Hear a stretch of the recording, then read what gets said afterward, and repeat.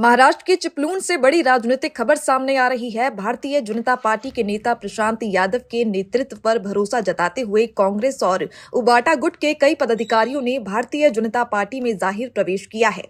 चिपलून में आयोजित कार्यक्रम के दौरान कांग्रेस और उबाटा गुट के कई प्रमुख पदाधिकारियों ने भारतीय जनता पार्टी का दामन थाम लिया।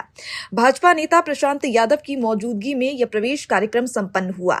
कांग्रेस के पूर्व तालुका अध्यक्ष और पूर्व उप नगर अध्यक्ष लियाकत शाह, अर्बन बैंक के संचालक समीर टाकले और गुट की स्वाति देवलेकर ने अपने समर्थकों के साथ भारतीय जनता पार्टी में आधिकारिक रूप से प्रवेश किया। इस राजनीतिक प्रवेश को चिपलून की राजनीति में महत्वपूर्ण बदलाव के रूप में देखा जा रहा है। आने वाले समय में इसका स्थानीय समीकरणों पर असर हो सकता है।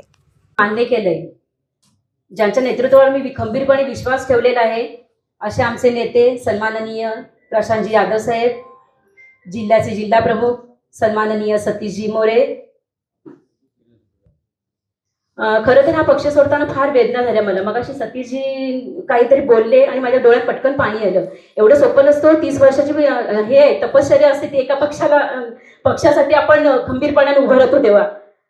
मी एवढं सांगेन की भारतीय जनता पक्षाने मला खरंच तुम्ही आपलं म्हणून तुम्ही मला सामील करून घेतलंय। आज मी खरं तर कुटुंब वेगळं झालंय आणि मी एकटी इकडे पडलेली आहे, कारण का माझा नवरा माझ्यासमोर येणार नाही हे मला चांगलं माहिती होतं। पण प्रत्येकाचे वैयक्तिक मतं असतात, प्रत्येकाला व्यक्ती स्वातंत्र्य असतं आणि तसंच माझ्या बाबतीत घडलेलं आहे। मी फार विचारपूर्वक हा निर्णय घेतलेला आहे की आपण भारतीय जनता पक्षात जावं। त्याचं कारणही सांगते की पाठीमागे जाऊन मी काहीच बोलणार नाही आता की काय अन्याय झाला वगैरे काहीच नको मला।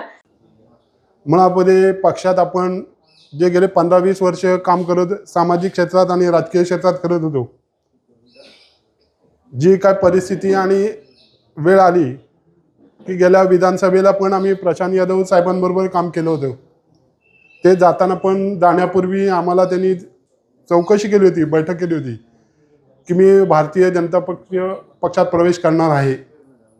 त्यावेळेला आम्ही त्यांना सांगितलं होतं की साहेब तुम्ही जावा, तुमचं काम चालू आहे, तुम्ही काम करा।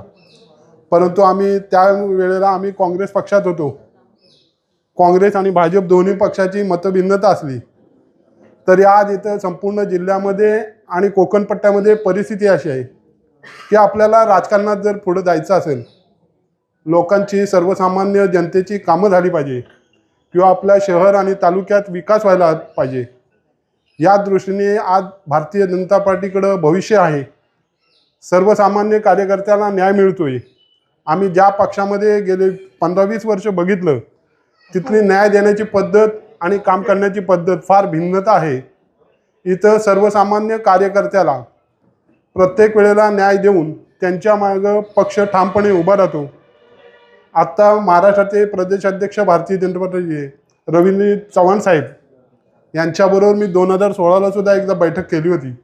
असे चांगले नेते ठामपणे पाठीशी उभे राहतात।